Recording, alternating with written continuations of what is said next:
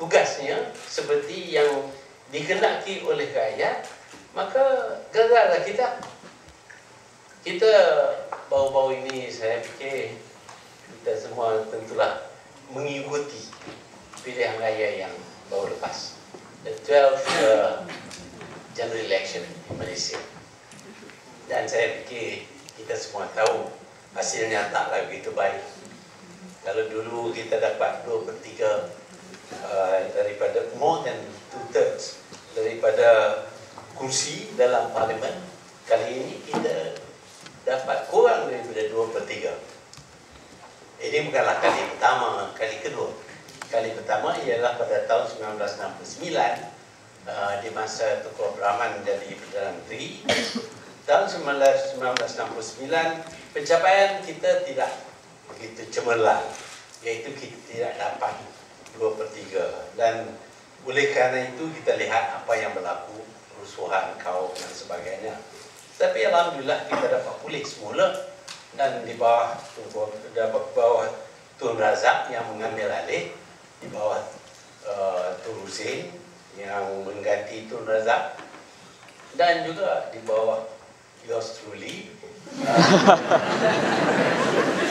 Kita lihat kita dapat sokongan jitu daripada rakyat sehingga kita dapat mendirikan kerajaan yang amat kokoh dan kuat, yang mampu melaksanakan segala tanggungjawabnya.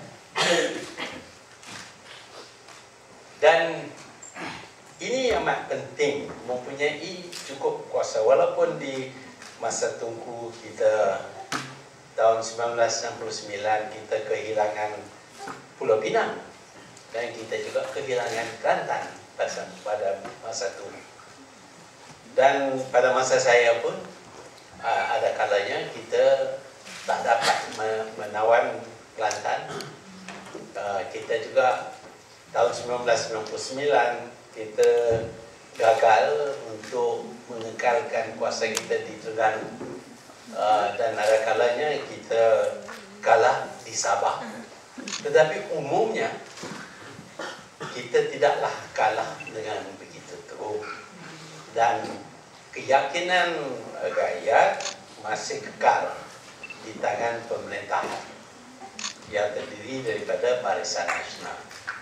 Tetapi kali ini kita lihat Barisan Nasional telah kalah begitu teruk sekali, iaitu kita kalah di 5 buah negeri: Kelantan, Pulau Pinang, Kedah, Selangor, Perak. Kita kalah. Dan kita juga kalah di wilayah. Dulu zaman Tunku dahulu wilayah termasuk dalam Selangor, kali ini diasingkan, yang sepatutnya wilayah sudah menjadi kubu kuat bagi Barisan Nasional kerana diasingkan wilayah. Tetapi kita kalah di Selangor dan kita kalah juga di wilayah. Selain daripada itu, kita dapati bahawa Perdana Menteri tidak dapat menentukan kepimpinan di peringkat negeri tertentu, iaitu di Perlis, di Terengganu, di Johor. Perdana Menteri tidak dapat meletakkan calonnya sebagai petinggi. Ini juga merupakan satu kekalahan. Bukan kita bersaing bertanding dengan raja-raja, tidak. Tetapi mengikut amalan dahulu, tidak pernah raja-raja menolak calon yang dinamakan oleh Perdana Menteri. Tak pernah. Di zaman Tunku, di zaman Tun Razak, zaman Tun Hussein, dan di zaman saya pun tak pernah raja tolak calon daripada ketua parti. Tapi kali ini ditolak bulat-bulat dengan terang, dan cabaran walaupun dibuat oleh Perdana Menteri dengan kerasnya akan melantik juga calonnya, tetapi akhirnya terpaksa tunduk kepada raja. Mungkin kita berpendapat bahawa ini adalah satu kebaikan, tetapi ini membuktikan bahawa pemimpin parti Barisan Nasional ini sudah hilang kuasa. Kalah di 5 buah negeri, kalah di dalam wilayah, dan gagal menguasai keadaan di Perlis, di Terengganu, dan di Johor.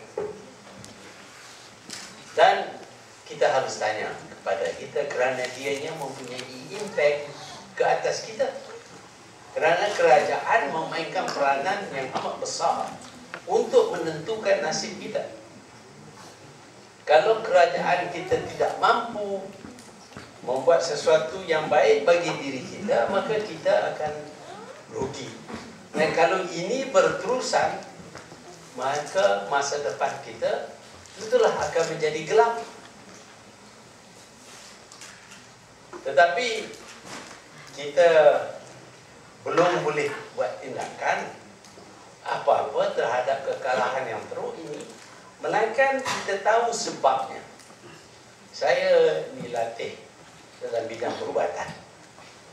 Sebagai seorang doktor, kita bukan bagi Panadol saja. Sakit kepala bagi Panadol lah. Tapi kalau bagi Panadol dia sakit juga kepala, kita kena tahu kenapa dia sakit kepala. Mungkin kerana blood pressure, mungkin kerana apa-apa lain. We have to know the reason, the cause. Jadi demikian juga dalam bidang politik. Kalau kalah, kita kena tahu kenapa kita kalah, supaya kita dapat memperbaiki keadaan. Kalau kita tak tahu kenapa kita kalah, kita mungkin akan teruskan segala-gala yang menyebabkan kita kalah, dan kita akan hairan kenapa kita terus kalah dalam pilihan raya yang akan datang. Sebab itu menentukan sebab yang kita kalah menjadi sebahagian daripada usaha mengubati keadaan supaya kita dapat pulihkan kekuatan kita dan kita dapat teruskan dengan segala dasar-dasar yang memberi kebaikan kepada kita. Jadi, apa sebabnya yang kita kalah? Kita kalah sebenarnya kerana kerajaan ataupun Barisan Nasional, pimpinan Barisan Nasional tidak sedar tentang apa yang difikir oleh rakyat yang akan mengundi. Tidak sedar. Kenapa tidak sedar? Kerana ditutupnya mulut semua orang dan dibenar hanya berkata, kami sokong. Yes sir, anggur. Jadi bila kita dikelilingi oleh orang yang puji kita, kata puji sebenarnya asal. Jadi kita percaya bahawa kita begitu popular sekali. Orang yang tak suka kepada kita terpaksa tutup mulut, tak kata apa. Cuma yang nak puji saja yang kata, yang cakap, kita berasa kita popular. Sebab itu diadakan pilihan raya ini lebih awal. Kita ada masa lagi sehingga 2009. Tetapi diadakan pilihan raya ini lebih awal kerana pemimpin percaya bahawa dia begitu popular sekali. Dia mendapat sokongan semua.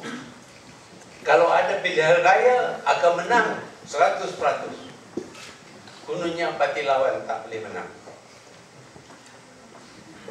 Dia tak tahu sebenarnya rakyat pengundi sudah berasa jelek dan tidak suka, bosan, benci kepada kepimpinan, sehingga mereka membuat keputusan untuk mengundi parti lawan untuk mengajar kepimpinan yang ada. Ini bukan satu perkara yang mudah kerana orang ini adalah penyokong tradisional kepada Parti Barisan Nasional. Penyokong kuat kepada UMNO, penyokong kepada MCA, MIC, gerakan. Mereka ini memang tiap kali pilihan raya, mereka menyokong parti-parti yang saya sebut ini. Barisan Nasional. Sebab itulah kita selalu menang 2/3 di peringkat parlimen dan kita menang.